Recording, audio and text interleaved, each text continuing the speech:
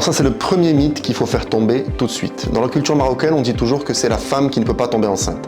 L'infertilité, ce n'est pas une problématique de femme, c'est une problématique de couple. Et les statistiques le montrent. On a aujourd'hui 30% des infertilités qui sont féminines à 100%, 30% qui sont masculines, 30% des infertilités qui sont mixtes, c'est-à-dire où on retrouve une part masculine, une part féminine, et enfin il reste 10% des cas où malgré le bilan on ne retrouve absolument aucune cause. C'est ce qu'on appelle les infertilités inexpliquées ou idiopathiques.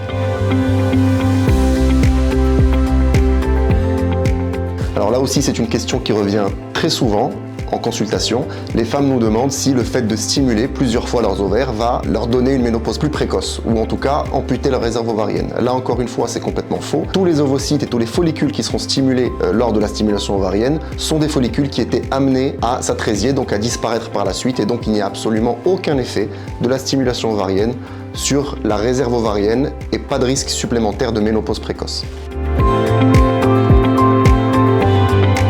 Il y a beaucoup de questions qui se posent autour de l'AMH et beaucoup d'idées reçues. Les gens pensent que l'AMH, c'est l'hormone de la fertilité. C'est faux. L'AMH ne renseigne absolument pas sur la fertilité spontanée d'une femme. Elle ne nous dit pas si une femme peut tomber enceinte ou pas. La seule chose que nous dit l'AMH, c'est comment la patiente va répondre à une stimulation ovarienne. Les études sont très rassurantes à ce niveau-là.